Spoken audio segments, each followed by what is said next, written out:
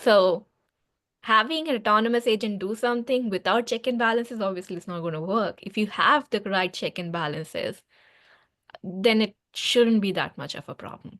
The only difference, though, is we as humans, when we grow up, we have a lot of environment conditioning, like the fact that we understand, oh, this is ethical and this is not ethical. And so when you get to doing those kind of menial or travel planning like things, while it might have been fun in the past when I had less stresses on my life, it's not fun right now. You just want to get it done, and you want something that truly understands, all of the things that you're looking for and take care of that for you. And in our resource constrained environments, having something like an assistant being able to do that for you reliably is super attractive. And I think that will be quite beneficial for society in general because we don't have enough people to get the work done. Welcome to Mainly AI, the show where artificial intelligence meets real-world impact. Join us as we explore the latest breakthroughs in AI and other emerging technologies and how they're changing business, science, and your everyday life. From startup founders to academic minds, we bring in the experts shaping the future and break it all down in a way that's smart, sharp, and seriously fun. There's nothing to fear. AI can help humanity in so many ways. It's an exciting time to be alive. This is Mainly AI. And now your hosts, Dan Mitchell and Viby Jacob.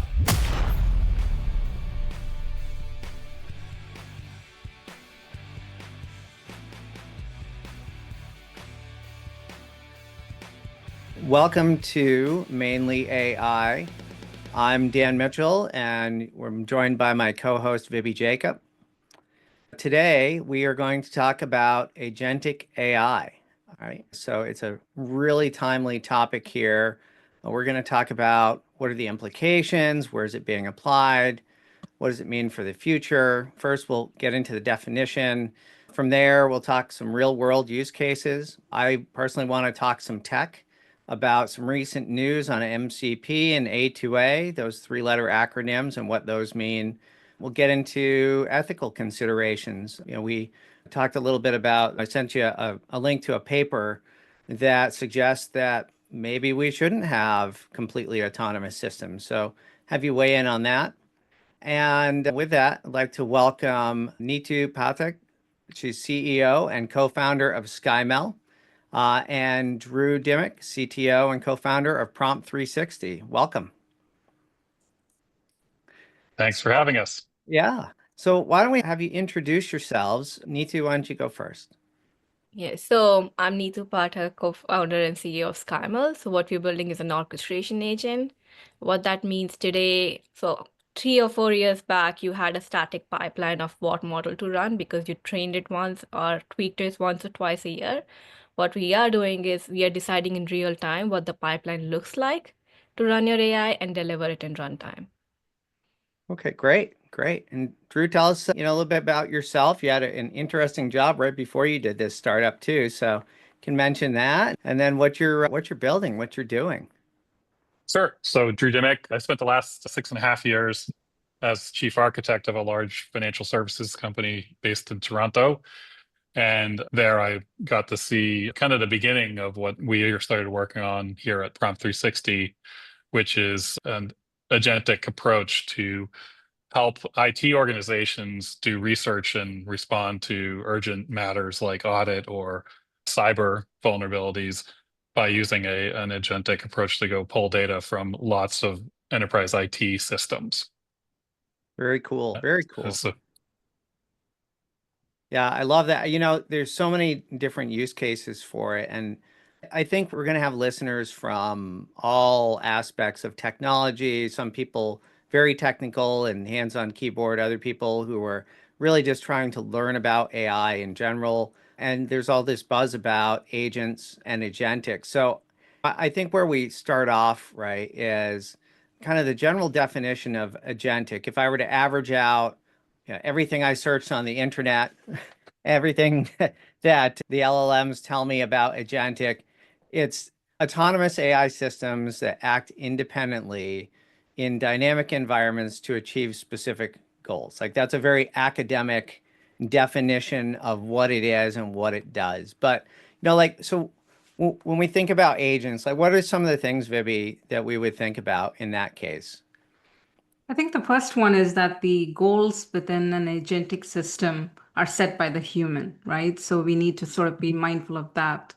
The agents themselves are goal directed, meaning they strive to achieve the goals set by the human without any specific direction on how to achieve those, right? So they go through a process of multi step reasoning, self directed reasoning, and they act autonomously, which is acting independently to analyze the data, take actions, draw conclusions, etc. And then the third thing is like they are context aware. They interact with the environment, the tools, etc. And they're capable of learning as well as adapting from those interactions. So those are what I would call as like the three main characteristics of an agentic system.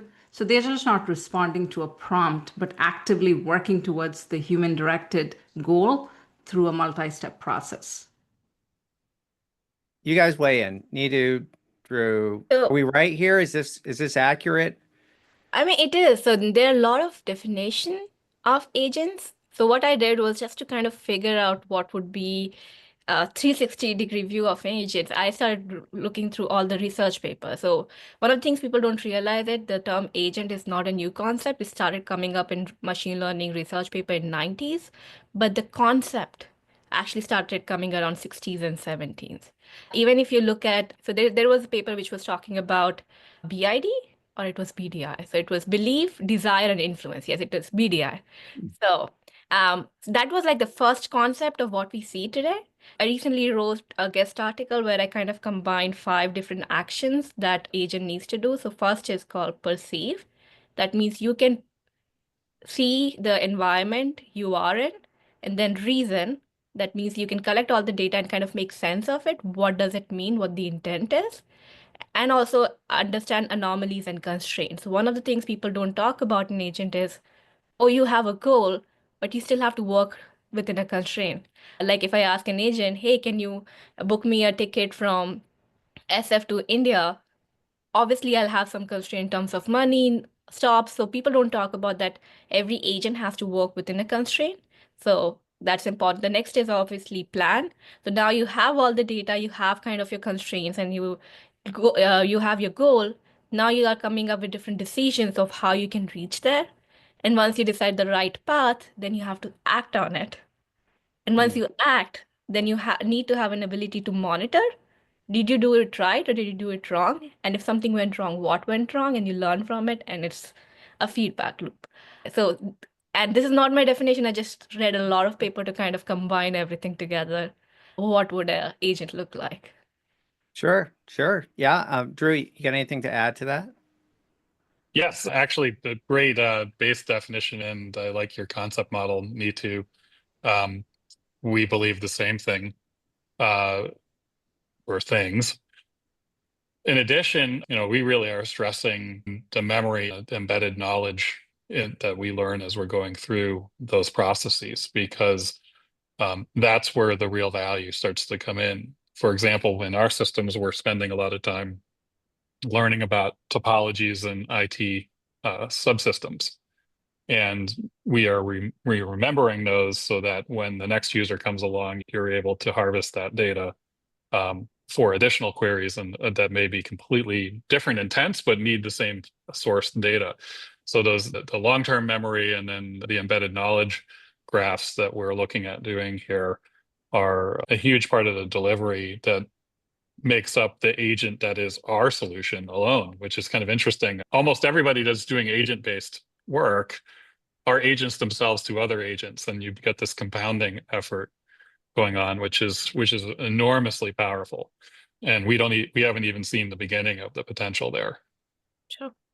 That's exciting. Yeah, when I think about LLMs and I try and compare that to agents, you mentioned the memory required. So having that idea of you need to have memory of things I've told you before as an agent, almost comparing it to an employee trainee, right? They come new to the job. You say, these are the rules. that you have to work these hours, you have to do these things, and then you need to come back tomorrow and do it. You can't forget everything you just did today that I trained you on, and then you start to learn and you get better at your job. So I think that's an important point. But like if I were to compare that to an LLM like a Chat GPT or a Claude, I can go interact with them. And today I can have them do some things. I can have it create a Word doc for me. So how is it different from a traditional LLM that I would interact with?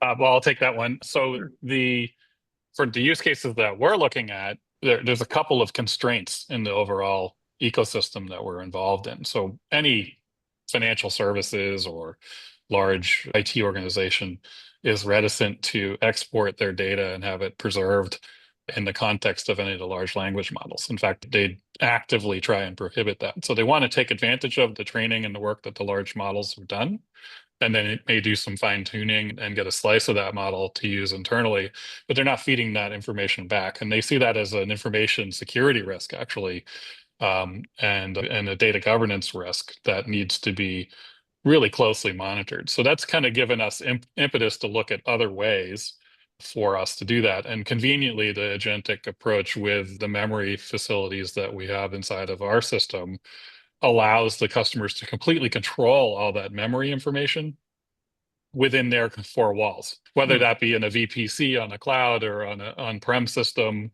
That's kind of irrelevant, but it's under their control. And so the risk of data escape is much, much less. And it lends to the notion of agentic topologies in general, because you want to have separation of concerns for those kinds of things. And that is will be a continued pattern inside of the enterprise. It goes back to underlying good practices for data security across most enterprise environments is zero trust models. Only people that have need can get access to things, and you do that from a design footprint. And agentic models need to be following that in order to be successful inside of large enterprises, but they're also quite powerful in delivering all these capabilities. Yeah, and I just kind of thinking about, and we're going to get into a little bit later in the podcast. We're going to get into kind of the ramifications of agents and liabilities and all those aspects. But Vivi, do you want to talk a little bit about some of the applications that we're Sure. seeing out there, or potential applications? Absolutely. I think like just to close on Drew's point, absolutely. Like, the LLM is where we are just responding to a prompt, like a single step sort of a process. But the agent is far more complex interactions that follow. And Drew alluded to pretty much all the different aspects like memory as well as security, as well as making the data leaks, etc., which become even more important and prevalent in the age of AI, agentic AI, right? I think on the application side, what I would say is like we read in the industry about Morgan Stanley's internal advisor agent, right? Where you're like getting financial analysts with supporting agents supporting them with complex queries. We read about like software tools like PR agent that autonomously conduct code reviews. So we are seeing a lot of these implementations are not simple theoretical constructs, but more of like operational systems that are driving efficiency gains that are measurable, and also where mistakes carry real consequences, right? More or less, the industry is pointing that like most of the efficiencies as well as that come from these applications are in specialized domains where the stakes are highest. One big example that's being quoted is like Toyota's multi-agent system claiming reduction in production planning by 71%, right? That's a huge number. Diagnostic assistance in clinical decisions, augmenting expert judgment. So I'm curious as to these are sort of like what we read in the industry as well as sort of like being quoted. To hear more from Neetu and Drew as to some of the examples that they are seeing, then that would be one area that we could explore in terms of what are some of the real world, as well as, especially in the IT world, what are some of the examples that we are actually seeing being operationalized. Yeah, that, and I'd also like to hear about some of where you see it going in the future, like some of the big picture dreaming. Yep. What could it possibly do in the future type thing, but we'll get to that. So yeah, let's hear some real world examples. I mean, startup people talk to tons of prospects, customers, friendly faces. Where do you hear these things going? Where are people thinking about applying these agents? How do you see them solving the problems, and what is the benefit for them? So from my perspective, there are two places where people are trying to use agents. One where either automating it reduces the time it takes to get a certain thing done, or humans are unable to do that work even if you put a lot of, like for example, if you have to send personalized email today, if a person has to do that, each email might probably take 30 to 40 minutes, and even then it'll not be personalized. But if you create an agent that goes and scrape a web, kind of creates a profile of the person that they are sending to, have an idea about what kind of this profile would respond to, and then create an email, that's just code running 24/7. But a human cannot do that. So agents are coming handy where you either want to reduce the time it takes to deliver something or increase the revenue that comes out of it. Even if there is a little bit of mistake, like even if you make 5% mistake, out of 100 people, 5% didn't like the personalized email you sent, but you are getting 95, that's still better than industry standard right now. Yeah, and that's an interesting one because in that the stakes are not super high, right? So if it does make a mistake and you have a 5% error of margin, that's okay because it just means that maybe you didn't get that opportunity to sell to that person, right? So yeah, in that I would say, okay, so I was talking to this another company that is customer support, and basically AI is doing customer support, but people don't like talking to AI. Right? So you have to pretend that you're not AI. Like you have to have a very normal conversation. In that scenario, that 5% is not okay. You want to reduce it even further because if 5% people know that you're talking to AI, they'll tell other people that, hey, this company is using AI. So it really depends upon use case to use case and what you're trying to achieve using agentic AI. Mm-hmm. I agree with that. The most recent example is like Cursor having a moment, right? Having a agentic customer support and users actually complaining about it, right? A whole thread suddenly spins up and leads to even a bit of dent on the reputation, right? Yeah. What about you, Drew? What are you hearing? Well, we're hearing it from our initial customers with our solution. They want to have an agentic AI solution looking at their IT portfolio. And these are things like components and moving parts and pieces inside of their portfolio. It's constantly changing. And then you have another impetus into that whole circuit, which is all of the standards and procurement activities are going on. You may have a vendor gets deprecated, another one gets added. You may also have security concerns around certain versions being vulnerable or have toxic licenses, for example. And these are all things that people that are building out enterprise applications have to deal with on a day-to-day basis. It's really arcane, slow, hard to do work that's necessary, and it creates huge inefficiencies inside of their development and value delivery chains, and they don't do it right. So for example, one of our customers had a POS system going into place, and they weren't keeping track of their software supply chain and all of the different aspects of that. And it turns out that one of the components that they had inside embedded in the system was going obsolete. And when they got to release time, they didn't know that it was going obsolete until they just were about to ship it. And then they had to pull back and go back and completely rewrite their stack because it was a very, very essential part of their component architecture. And so that probably cost them months in development time to go remediate that. Our approach is that, hey, let's automate all that stuff and have it done, on demand or nightly or weekly. Take a look at where you are with your development stuff, compare it to your standards, compare it to your vulnerabilities and software supply chains and contracts, and make sure that what you're building is going to be shippable. That's just one of the use cases, but this one is huge amounts of savings. By our estimates, is somewhere around 80% savings compared to the typical work that's done in this. Just doing the data gathering and doing the comparison of that is takes weeks. So if people don't do it, well, then they end up getting that problem when they go to ship. So we want to help avoid those problems and prevent those kind of issues when they're going to market. Right. And to Neetu's point, they work around the clock, right? You don't have All to the worry all the about time. Right. you don't have to worry about agents and shit. Well, I mean, eventually they may self-organize into a union. You never know, right? But we'll see. We'll see how that goes. So, Um, when Drew was talking about data gathering and this LLMs looking, I just remembered a very funny conversation. So I've had conversations with people who do 9 to 5 jobs, right? And there's this constant fear that they cannot talk on their Slack channels or email that freely anymore because LLMs can consume all the data and much easier to figure out what you said. Before you didn't care because like, oh, they're collecting so much data, it'll be just too difficult for them to go through all of it. But now you cannot have personal conversations on work forum anymore. So yeah, it is making a lot of difference in our day-to-day life. Our habits are changing. We are just not aware about it. yeah, unless the LLM decides to jump in on the conversation. As soon as they start teaching LLMs effective use of GIFs and emojis, yeah, I think they'll be part of it. They may be the most popular even. It's hard to say. Yeah. Yeah. The moment you can personalize them, they'll be the sweetheart everyone needs.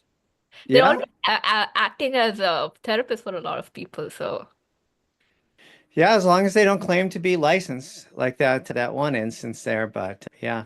Yeah. So we talk a lot about where we're solving problems today, futuristic view, right? Smart cities, even higher stakes would be AI in defense, if we could imagine that. I don't know if we're ready to trust it quite there.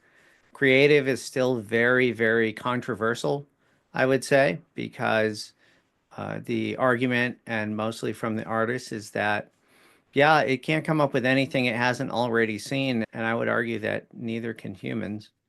But the idea, and I think I was at an IDC conference a year ago, they kind of painted this picture of personal assistants, right? And the idea that you could have this assistant that has access to everything in your life, and it knows your preference on where you want to sit on the plane and what you're willing to spend, those constraints, but then also can map out how long it takes for you to walk from one spot to the other. So it doesn't order the Uber for you until you get a little bit closer, and then it orders that for you. I think that with all that potential, the risk is that we become maybe not too dependent, but maybe a little bit lazy once it starts doing everything for us. A lot of people talk about it unlocking new time and availability for us. But I don't know. I don't know. If you've seen the movie Wall-E, it's a kids' movie. That's a little scary for me, floating around in a chair drinking soft drinks in outer space while everything goes to hell. And I'm like, is that what agents are going to be in the future? What do you think? there are like a couple of points to unpack. You had a lot of things, right? Once we are successful agents, what the future would look like. But if we come today, like what would be the immediate future if we can create something good enough with agents? Um, so actually, I had a thought and I kind of lost it. Drew, do you want to take it and maybe I'll come back? Sure. Hopefully I didn't lose my thought. I do that all the time. So I see agents, we're all busy people, right? And in our target customers for what we're doing, but even in my own life, I think of the travel assistant one. When we're booking a family trip, I've got a full-time job. I'm doing a startup. I've got a lot of stressors in my personal life. And so when you get to doing those kind of menial or travel planning like things, while it might have been fun in the past when I had less stresses on my life, it's not fun right now. You just want to get it done, and you want something that truly understands, all of the things that you're looking for and take care of that for you. And in our resource constrained environments, having something like an assistant being able to do that for you reliably is super attractive. And I think that will be quite beneficial for society in general because we don't have enough people to get the work done. And so that's, having an assistant be able to do those kinds of things and then have people doing higher order work is much more desirable. So for example, if I don't have to deal with travel planning, I have all sorts of time that I can spend thinking about something far more creative and far more interesting. Um, that's much more beneficial to myself or my family or the company I'm working for. Yeah. So I see agents largely taking busy work out of people's lives. I think that's the first thing that it will do for us. And then certainly they'll get more intelligent and more capable, but we're also going to be getting more capable. So now, Dan, I remember what I was thinking. So when you were talking about consumer, right, you kind of talked about two different things. Like in art, so mostly art is for entertainment, right? And the other one was convenience. So you're talking about AI assistants as convenient, and wherever art and creativity is coming is for entertainment. And one of the places I was kind of blown away with imagination of people is when the Ghibli thing came out of OpenAI, right? I read this one comment on Reddit, and they were like, "Oh, soon we will be able to take any movie and ask it to be converted into a certain style, and I can watch the same movie in 100 different styles." And that was mind blowing, and that is not something that can be done by human. So you are consuming the same plot, but with different expression, different kind of people. You can even change the character that you want that person to play. So that's a different way of thinking about entertainment. The other that obviously both Drew and you kind of did about the AI assistant doing the task so that we don't have to do manual stuff like ordering things on time, calling a plumber, making sure that everything is fine after they're gone. All the small things that we do on a daily basis, like if that work gets taken away, we'll have a lot of time. And the last thing he said that, oh, we might be in a world like Wall-E. Technically, we can be, but with all the geopolitical things that we have today, it's very hard where a government is paying for you to just relax. That is never going to happen in pretty much any part of the world. So that means if you want to have a job, you have to find a way to stand out. Everyone gets a job because there is a demand and there is supply. So if everyone is using AI, what can you do different that produces better results with AI that anyone else cannot do? So I think people will get creative because we need jobs. So yes, we'll get lazy in certain part of the life, but at the end of the day, we still need to work. And I don't know what that kind of jobs would look like. For instance, when YouTube and everything came around, influencers became a job, right? That was not a job 20, 30 years ago. People found a way to make money out of it. So we'll see some more creative jobs coming out of it. That I agree with, definitely. Definitely. What are you thinking, Vivi?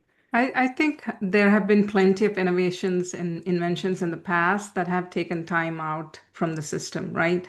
And I believe in the human tenacity, resilience, as well as like intelligence as to how we overcame those. Whenever those sort of like time saving measures, etc., have happened, we have evolved actually. We have become more resilient, creative, more intelligent, etc., right? So is the human as well as agent coexistence is what I think as more of augmentation of the human rather than a replacement of the human. Wall-E was a great movie, but I think that really exists as like the bookend of utopia. So that's the way I see it. Well, Wally worked very hard as a Right. Robot. as a robot agent. So Yeah. okay, changing gears a little bit. Let's get a little bit into technology. First, we've talked about agents and what they are, but the idea of them working together and where they can work and how they work together. Yeah, I would assume that you can have them work together like real people, right? Because the idea is that they're supposed to be like people as agents and figure things out, right? So they should be able to work together, correct? Yeah. Okay.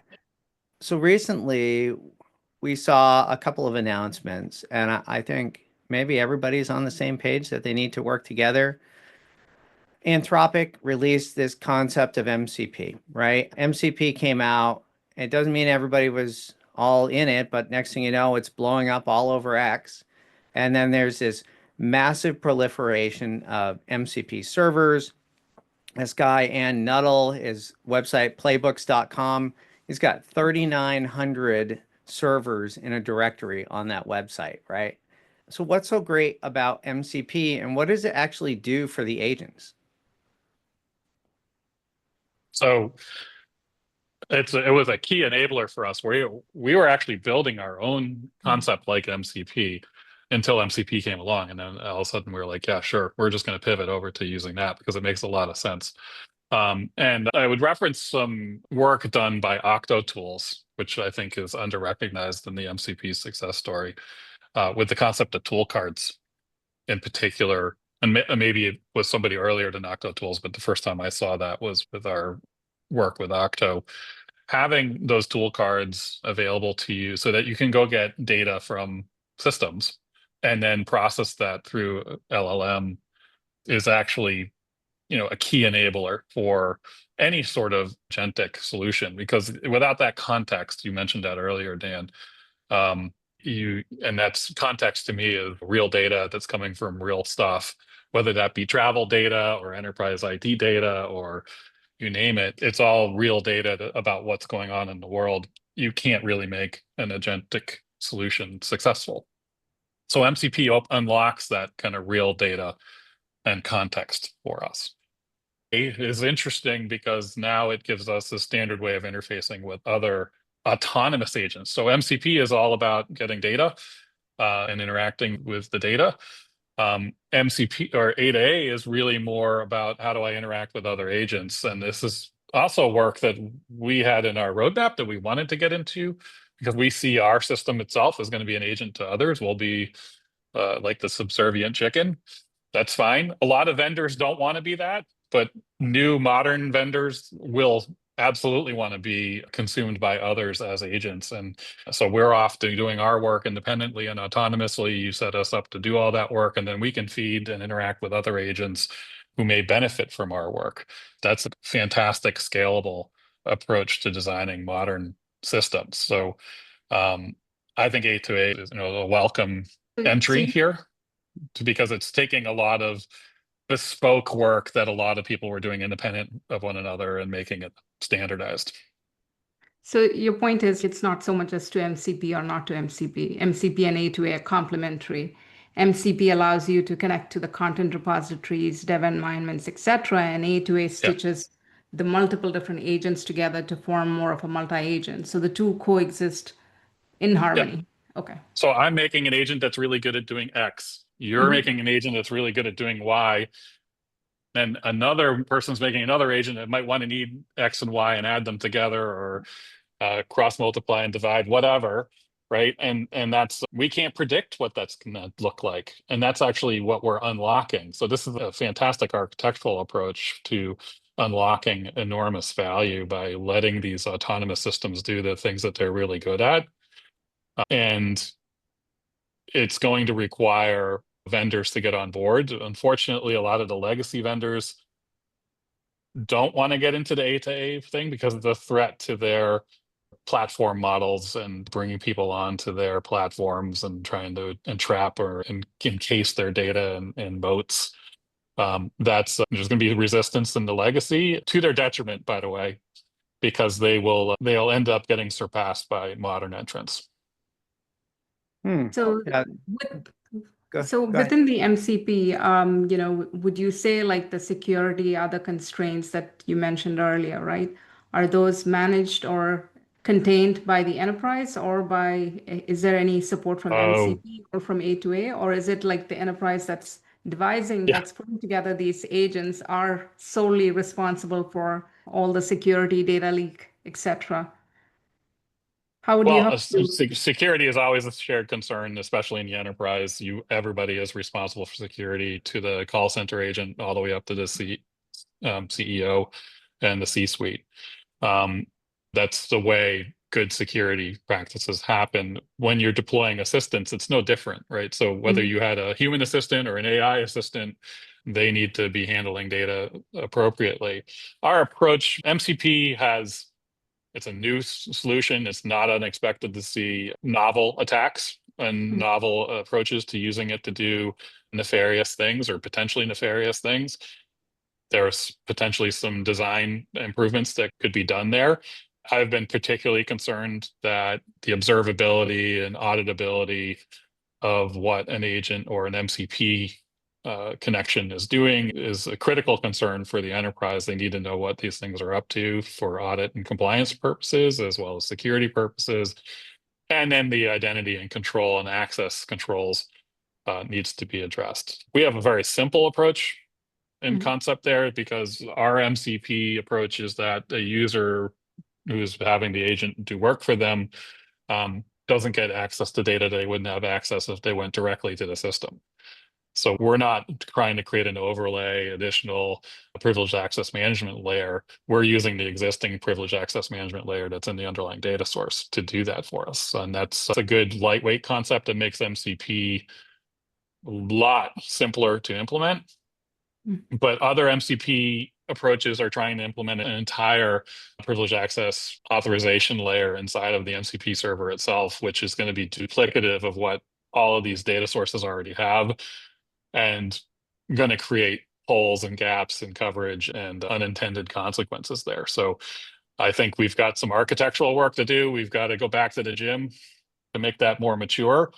But MCP is moving so fast. It started with standard input output, went to server side events, and now is into streaming HTTP in a month. Yeah. It's the and OAuth is now put into context, and on and on and on. Like the innovation here, people are listening. The community, I see a community of people doing this development that's just amazing, and we're just drafting on that tailwind because we don't have we're 5 people in a startup. I can't go build something as big as this, but this community has built something which is just awesome. So I wanted to kind of draw on the history of MCP. So actually, MCP was open sourced in November. Obviously, Anthropic might be using it internally before that. The reason it blew up is first, a lot of articles started coming out of A16Z and other talking about model context protocol so whenever a VC firm starts writing something, it reaches the startups directly, right? Because they're kind of keeping track of it. The second thing that happened that actually blew up is the announcement that OpenAI and Gemini might start using it. So there were a lot of tool calling softwares out there. MCP was not the only one. But there was no standardized approach that everyone would be using this one technology. Suddenly, the fact that MCP had approval from most of the biggest player, that's why it blew up, because now people were like, okay, even if it doesn't work perfectly, the fact that everyone else is using it and the community as a whole is contributing to it, I can depend on it. I can create my software around it. It's not going to break because this is going to keep getting better and better. The other thing I want to say, just a distinction. So MCP is, think about a code that directly talks to your databases that can receive prompt and return you back something. So one of the reason people like MCP is there is a deterministic approach to your MCP server that otherwise is lost in agent to agent. So if you are asking another agent, hey, can you tell me what my sales quota looked like last quarter? You cannot have 2.1 or 2.5 if your thing was 2.6 million, right? You need to have accurate data. So wherever you want accuracy, MCP becomes a thing. So in the best world, you'll have an agent that always refers to an MCP to get their data needs. And the other agent asks this agent so that that data can be combined in different ways based on the context or the prompt they're receiving. So that's where A2A comes in, and MCP is just to make sure that you don't mess up data that you're getting from different places. I completely agree with that, Neetu. And also both of them just have great 3-letter acronyms. Yes. And so, yeah, just for the folks listening, the alphabet soup we just threw at you, MCP stands for Model Context Protocol, and A2A, as you would imagine, is agent to agent, with the 2 in the middle, right? But you bring up an interesting point that there's definitely a halo effect when you see broad adoption of a standard. I think somebody told me this week that there's something like 15 other options to MCP, but because we're already down the path and people are able to adopt it very quickly and with a pretty low barrier to technical entry, especially if you're using coding assistance, it seems very, very easy from what I've observed to be able to implement it. So I guess I could see how that would drive it, even though these announcements, they seem a little bit superficial to me, but that's fine. It is what it is, right? Okay, shifting gears again, let's talk a little bit about the ethical implications and challenges of agents, right? So one thing I'll mention again, so there is this paper that was published. It's authored by Margaret Mitchell and Avijit Ghosh, both of Hugging Face. And basically, what it says is we should not produce fully autonomous agents. So that's kind of a counterpoint to what we've been hearing, where people talk about, okay, we'll start with human in the loop, and then we'll have human on the loop, which is the idea of supervising a team of agents, but going fully autonomous. We have clashing views here. I don't know what you've heard, Viby, but I Right. mean, it scares me a little growing up in the era of movies where robots take over the world, but that could just be a generational thing for me. But at the same time, I could see how having fully autonomous agents who are performing tasks that you don't feel like there's a lot of risk could be beneficial. What do you think? I think the paper, it's a great paper. I think what the paper suggests is that like we need to distinguish between levels of autonomy, levels of agents, right? Similar to any other autonomous systems, like we have SAE levels in autonomous vehicles and robotics, etc., right? The more control that you give to a non-human entity, there is also the risk of, there is more risks involved, right? So the paper suggests, look, there are different types of agents. We need to sort of like set a taxonomy for the agent autonomy so that like we can understand the risks better and also put in control mechanisms to manage it.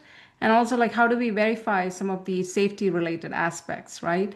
So in order to drive those aspects, the paper is making a claim towards the fact that there is no clear benefit only coming out from fully autonomous AI agents. We need to, there's also foreseeable harm that exists with those. So we need to manage them better, right? That is the call to action coming out from that paper. Neetu and Drew, your thoughts on those? So I see agents are not that different. If you give agents a complete autonomy and in a perfect world they're logical, they're not that different from human that is given a task. Every human needs check and balances. You cannot ask a human to go, give them $10,000 and ask them to do something and assume that they're going to only buy work stuff. There's a reason that you want receipts, somebody has to go through it. It's the same thing with agents. So having an autonomous agent do something without check and balances obviously is not going to work. If you have the right check and balances, then it shouldn't be that much of a problem. The only difference, though, is we as humans, when we grow up, we have a lot of environment conditioning, like the fact that we understand, oh, this is ethical and this is not ethical. Or like I give a very simple example. So suppose if you have an agent that is supposed to avoid churn, if it learns that it doesn't show people who churn in the report, then the churn rate is low. I mean, it achieved its goal, right? But that's not an ethical way to do things. So for an agent to understand those small nuances that we human do, that's why they are more dangerous than a human is. And you will always need some kind of human oversight, no matter how smart they get, just because the way we perceive the world and the way we want to exist in this world is going to be always different than the way agents exist in the world. Drew, what do you think? I totally agree. My mental model on this is probably a little simpler. I don't think truly autonomous agents really exist. There's always some sort of human in the loop. It's just how many layers of the onion out are you from that, and the feedback and the controls that you would have on those agents needs to be clear. But there is always going to be the checks and balances that you mentioned, Neetu. Maybe in some cases that's an accident investigation, right? Like that's the sad and unhappy path, right? Because something went wrong in the way some autonomous agent was behaving in a vehicle. But having advantages of having these autonomous agents probably vastly outweigh the disadvantages or the concerns, provided that the controls are there. Well, Neetu, you made an interesting point. Like, so when you grow up, right, you've got this notion of ethics, and maybe some people don't, but for the majority of humans, I believe that the majority of humans are good, right? So if I were to equate that to raising a young person, right? So the agent is my young person. The responsibility, the accountability. So if you're raising a child and the child does something dumb, the parent is accountable, right? So if we get to a point where these agents are working in a fairly autonomous environment and they screw something up, who is accountable? So I have heard a lot of different founders come up with different ideas, and I think the one I liked the most was the fact that there should be an insurance company. So because I mean, having a kid and a parent is a very different thing, but in a world where everything is based on ROI, my agent is working with another company's agent, and if it makes a mistake, there is an insurance company that pays for it. Like PayPal, right? So it paid the merchant before receiving the money, and if something went wrong, they kind of managed both it's like a broker kind of thing. That makes more sense than the ethical consideration of who's going to take a blame, because I don't think anyone is going to take a blame when agents go haywire. Is it the company that is providing the model? Today's LLM, it can be something else. Or is it the data it was trained on? Is it the prompt that someone wrote? It's a very hard question. And I think the easiest way would be to have an insurance broker in between. Hmm. It's a novel idea. It's a great, yeah, it's a Yeah. great idea. I would say that having worked in the insurance business for a little bit,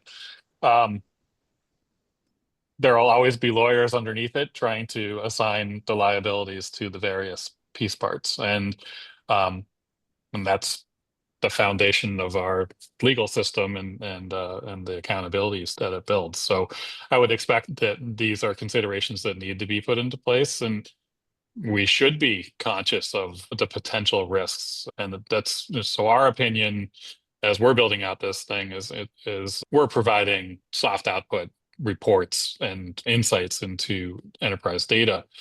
We could take actions, right? But we are taking a wait and see approach there because the risk tolerance of our customers may not accept us going and making changes to live production systems based on information that we discern. As they get more comfortable with it, will they do that? I'm pretty sure they will. How long is that going to take? We love to say that AI is moving really, really fast, but I think that if you look at autonomous driving and the complexity there and how long it's taken us and the lack of completion of that, are all of the starry-eyed prognosticators that were saying it was going to happen in a year and then we're all going to be driven to work by our car and we can have a cup of coffee and relax. Hasn't happened yet. Not reliably and not to the level that people are. So I think that adoption is going to have a pretty long curve ahead of us. These systems are of equal complexity that I deal with. I think other human systems are going to be of equal complexity, but there's tremendous opportunity for us to all learn and really build that better. If I sum up, like the agents have transformational value, we need to have governance frameworks, like Neetu mentioned, insurance or like other liability measures, etc.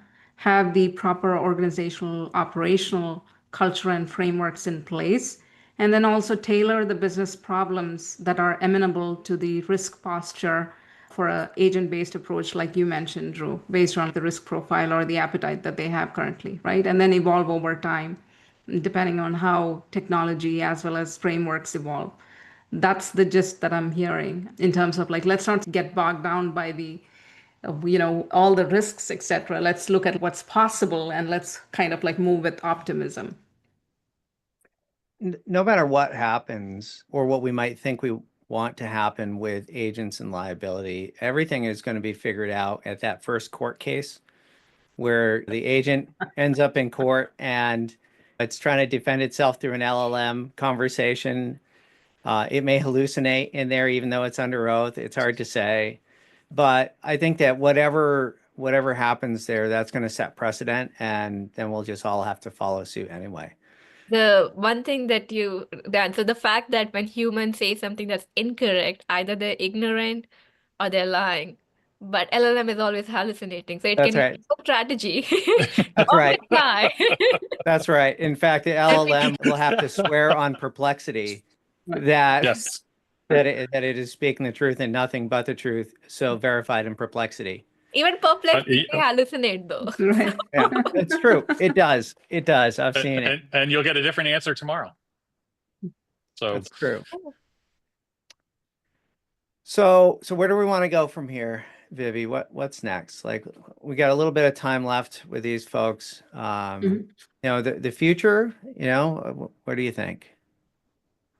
I think like one question I have is like, there are so many applications that you mentioned from agentic AI perspective, right? If we look at the AI world, we kind of like here are three or four top use cases, right? Content generation, code generation, customer support, etc., right?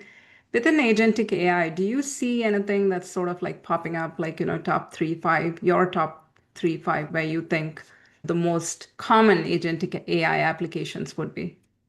So one trend that I'm seeing is use of voice AI. So obviously you can talk a lot faster than you can type, and you can read a lot faster than you can hear. And that is taking, obviously people haven't figured out, but there are a lot of things that are coming up to increase human productivity. Like instead of typing, you're speaking, and then you're just seeing the responses back. But according to me, that will make the change into something called as invisible UI. So right now we have a lot of websites, right? If I want to find an article, I have to go and search it and I have to click a couple of buttons. Sometimes I have to Google, hey, how do I go and do this? That wouldn't exist. Your entire website could be recreated or shown based on your conversations. If I want to cancel my subscription, I can, hey, how do I cancel? It brings up the page that I want. There'll still be some visual elements, but what I'm seeing, I don't see us clicking through everything. And it also might be possible that the web page design itself can be very different. What I see versus what you see might be very different. And that's in a different era of how the businesses are done and everything is sold. The lines between marketing, sales, Mhm. creative writing, engineering, product, everything is going to blur. Um, yeah, I'm very excited about that. And I do see that changing the entire life cycle of the product itself.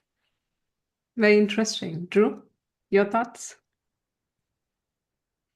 Actually, really similar. I think it is helping us accelerate, where our human frailties or whatever you want to call it, um, are getting in the way of us really progressing as fast as we can. And so when you talk about, reading and speed of reading, and I think those are going to help accelerate the human condition. It's going to come out in a number of different forms and things that I can't wait to see what this community innovates on, because it's all to be seen. We are just at the very, very tip of the iceberg on this. So I'm excited to see it, but I don't dare say where it's going to go. Yeah, it's probably But the I want to, safest but I prediction. want to be on the iceberg, right? Oh, yeah, yeah, definitely would rather be on the iceberg. So yeah, I think last one, humans and agents, right? We talked a little bit about, will humans retain control of agents? I think they'll try, and do as best they can. We'll have this concept of humans managing agents as companies get leaner and they get into, especially for like the task worker model, you can have a bunch of agents doing that work, but they still need some supervision. David Linthicum, well-known cloud guy, also into a lot of AI stuff now. He said the other day, is there an ROI in agents? And it got me thinking a little bit about, well, it depends on how expensive it is or how cheap it is for a human to perform a task, right? So we went through this whole era of outsourcing and offshoring and trying to drive down the cost of technology, right? And developers, as we know, are still pretty expensive. So if you take a use case like a coding assistant, or you can generate a lot of code and it's relatively good, does it save you the money of the coding assistant doing the job of that developer, and now you don't have to pay that developer, or maybe you can do it with two developers instead of 10? Okay, fair, right? Because again, developers are expensive. But call center agents, as a kind of counterpoint, are not as expensive. So are you going to see the same ROI, or are you going to see sufficient ROI for moving to those types of agents if you were to replace call center representatives with agents? There's Yeah, I can. There's one company I know about from our customer interviews, what they are telling me a story about their use of AI for call centers, actually, in particular. And there was absolutely a return on investment there. It actually flipped the equation of their claim as a claims processing workflow and use case that involved a lot of paper and receipts and things like that. So think like corporate expense reports kind of stuff.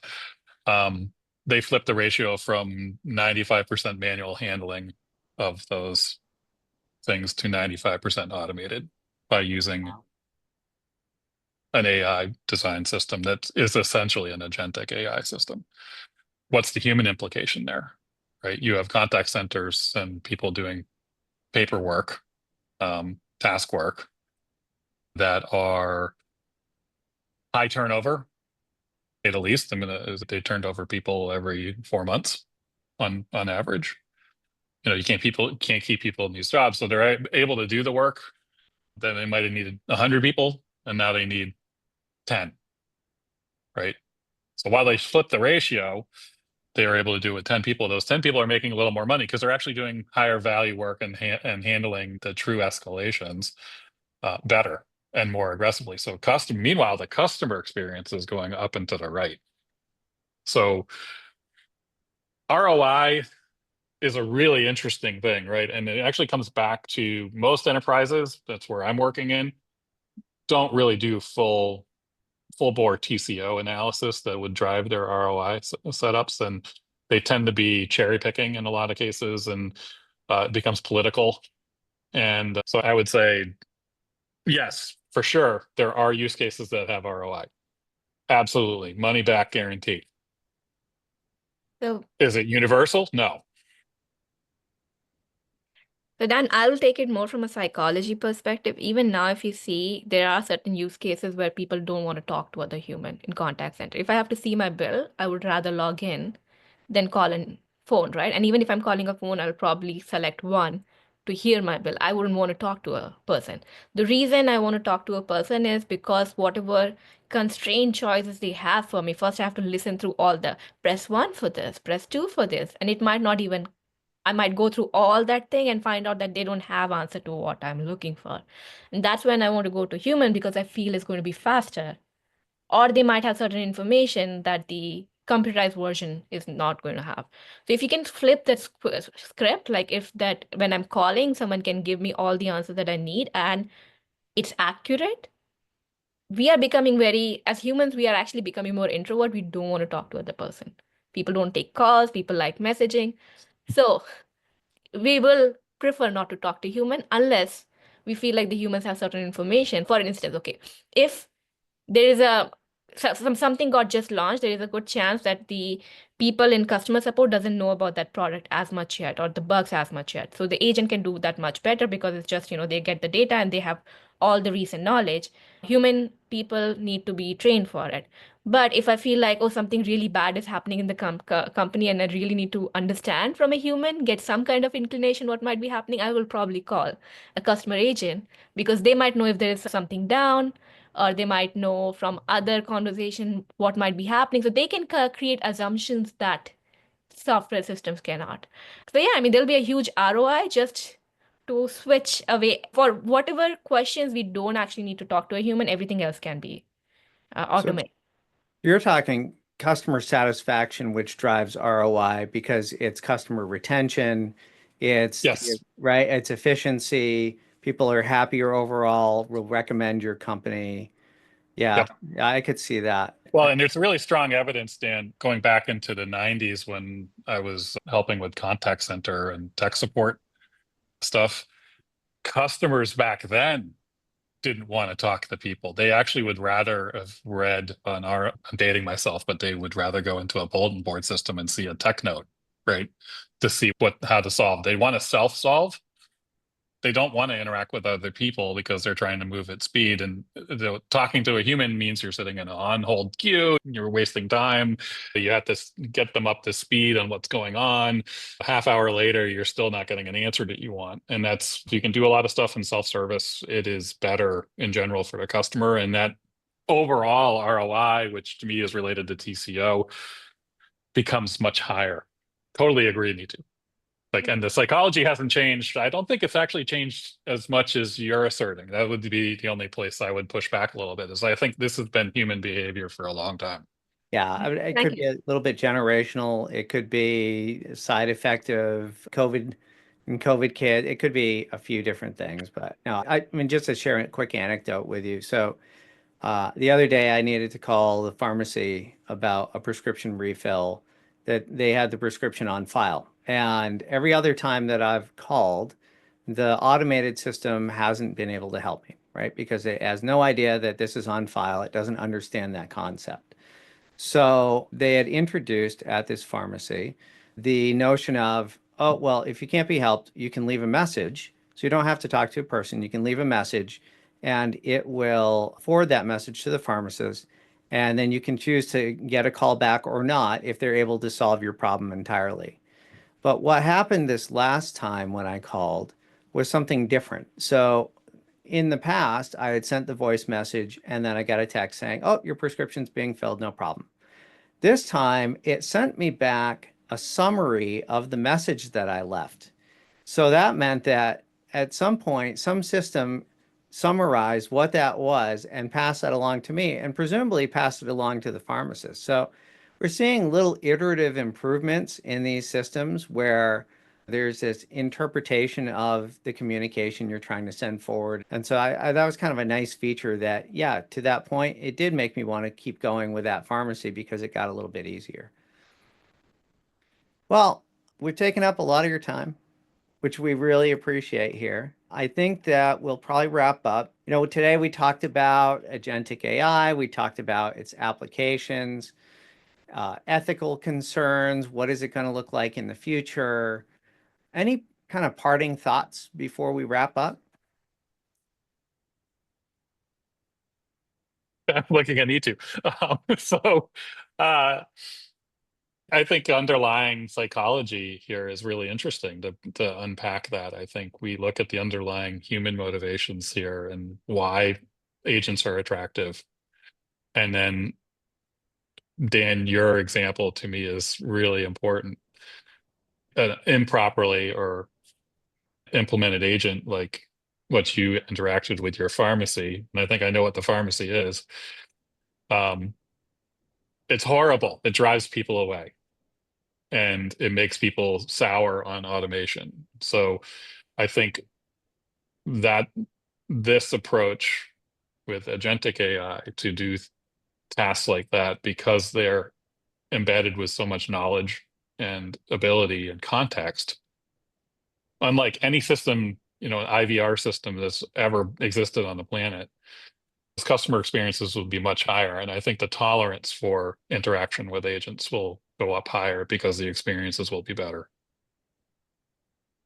Okay. Neetu, anything? I mean, I know this is a very controversial topic where people feel like agents are going to take away their jobs. It always happens when the new technology comes along.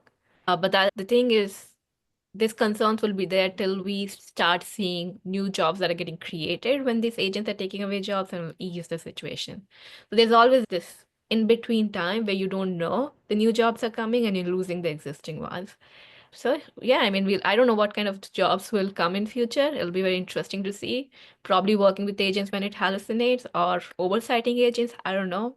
Maybe it'll allow people to write novels that were really bad at writing or create children books that they couldn't do before. So what is going to change? And I don't know what it looks like, but humans will always have jobs. I don't think I see a future where we'll not have jobs and agents are doing everything.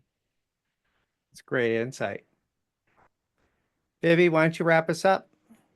I think it was a great discussion. We started with agentic AI definition, some of the characteristics, how it differs from standard automation, which is like a rules-based heuristic sort of approach. And some of the leading applications, we heard differing thoughts on the path forward for agentic AI and consensus around the fact that we need to look at the potential of AI agents rather than the risks associated with fully autonomous agents and go from there, right? And really put in place the governance frameworks, the control mechanisms, etc., that's necessary to harness the potential out of any invention, any tool, in this case, AI agents, right? And some of the examples that were mentioned were very realistic as well as something that everybody can relate to, including your pharmacy example, right? So I think it for almost comes down to this. If we factor in the labor economics, the ROI, provide a path for implementation of AI agents, it can take, that there is massive transformative potential associated with it, and we definitely should get on with it, right? Not so much as a job replacement. Who thought about prompt engineering as a job like 5 years back, right? None of us contemplated that. So there is definitely shift in economics and labor economics that might come about, like job descriptions and things like that. But certainly an avenue that we should, go forth with. I see Drew And and now we're Neetu and smiling. now we're automating prompt engineering. So there Yeah, you go. there you go. That There was a you go. quick job. Yep, So absolutely. Absolutely. Very fast moving world, but with a lot of yep. potential. Excellent. Well, I want to thank Neetu and Drew for coming and joining us. I'm Dan Mitchell, my co-host Viby Jacob. If you enjoyed this conversation today, please make sure to subscribe so you can hear future episodes. And we'll drop a teaser on what our next episode will be. But for now, this is Mainly AI. Thanks. Thank Thank you. you, Dan. Thank you, Viby. Hi, guys. This has been Mainly AI, the show where artificial intelligence meets real world impact. It's our passion to explore the latest breakthroughs in AI and other emerging technologies and how they're changing business, science, and all of our lives. We hope you've enjoyed the show. If you did, make sure to like, rate, and review. Dan and Viby love hearing feedback, and they want you to be a part of the community. So hit them both up on X at Dan Mitchell US and at Viby Jacob. And you didn't think we wouldn't have a website, did you? Go to mainlyaipodcast.com. See you in the future.